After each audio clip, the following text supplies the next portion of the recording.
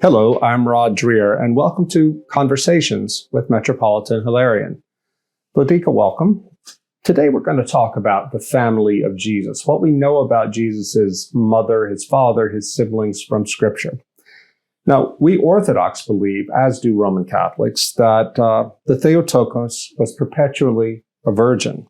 Yet Protestants point to the fact that Scripture says Jesus had siblings and say that we must be wrong about that. We Orthodox are wrong about that. How can we Christians reconcile the belief in Mary's perpetual virginity with the testimony of Scripture that Jesus had siblings? The brothers of Jesus, who are mentioned in the Gospels, may not necessarily be his real brothers. The word brother was used more as a generic term related to any relatives of the same generations. It could be cousins, it could be brothers-in-law.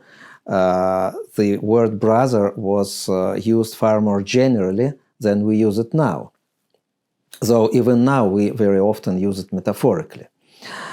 There are two theories about who may have been these brothers of Jesus. One theory tells us that they were the sons of Joseph from his first marriage. And there is an old tradition which derives from apocryphal sources that Joseph was very old when he was betrothed to Mary, and the whole idea of this marriage was to protect her virginity, rather than to give birth to other children. Another tradition, which derives from Saint Jerome, says that these brothers of Jesus were his cousins. So these are two explanations which are given and which correspond to the teaching of Mary's perpetual virginity.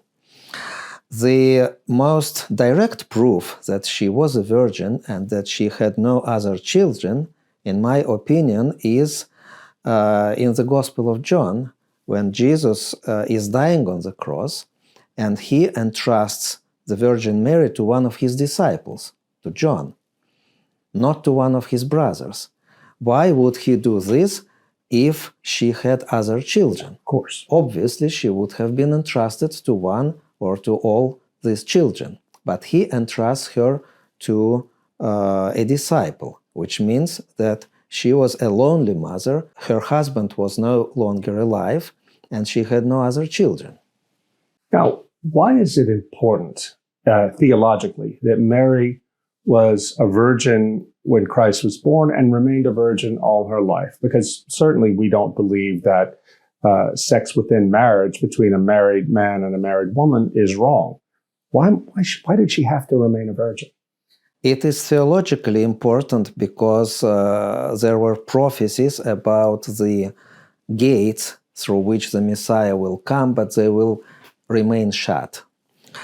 It is theologically important because the whole cult of the Mother of God in the Orthodox Church and indeed in the Roman Catholic Church is based on the fact that she was virgin not only when she gave birth to Jesus, but also afterwards. And it is a very ancient tradition, though it is not directly visible in the Gospels, but it is a very old tradition that Mary was virgin not only when she gave birth to Jesus, but also afterwards.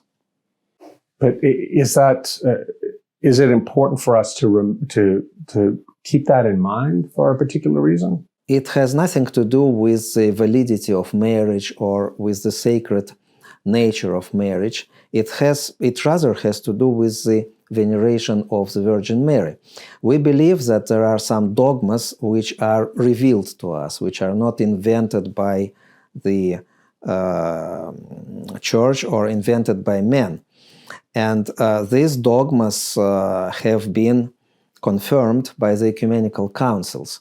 And we, the Orthodox, like the Roman Catholics as well, we believe that apart from the Holy Scripture, we also have the Holy Tradition, which is a no less important source.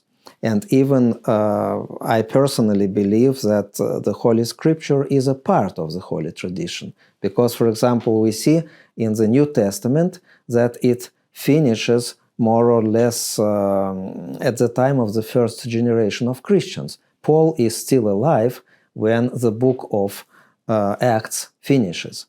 So we do not hear any continuation of the story. But the community which Jesus created and which we call the church, it continued to live. And the revelation which was given in the New Testament through the Son of God, it continued to exist in the church.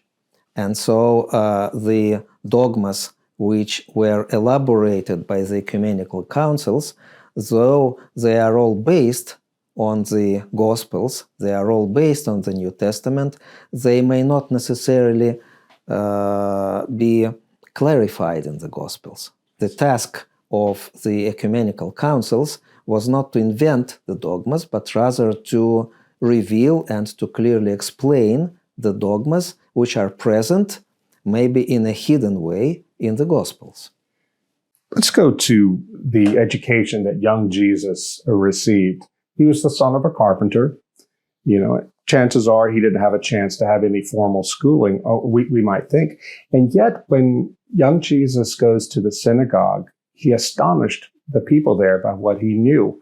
What do we know about what Jesus' education?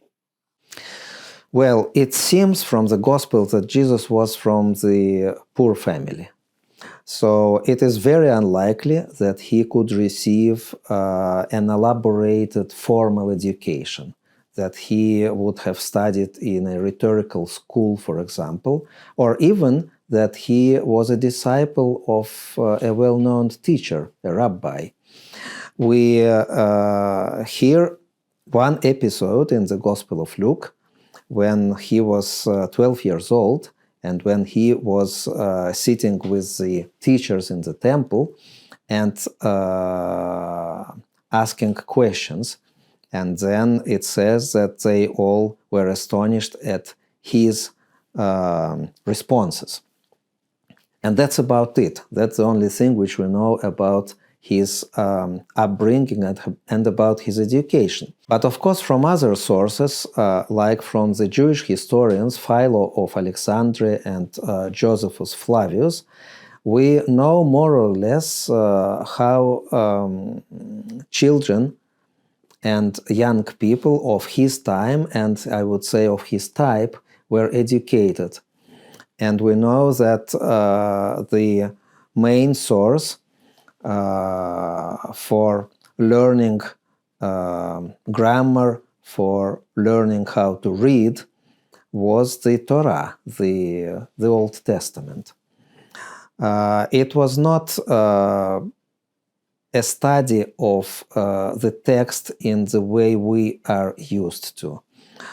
Most of the pupils didn't see a written text, and many of them were not able to read even after the school. The education based on oral tradition, the texts from the Old Testament were read, they were memorized, and they were explained by the teacher.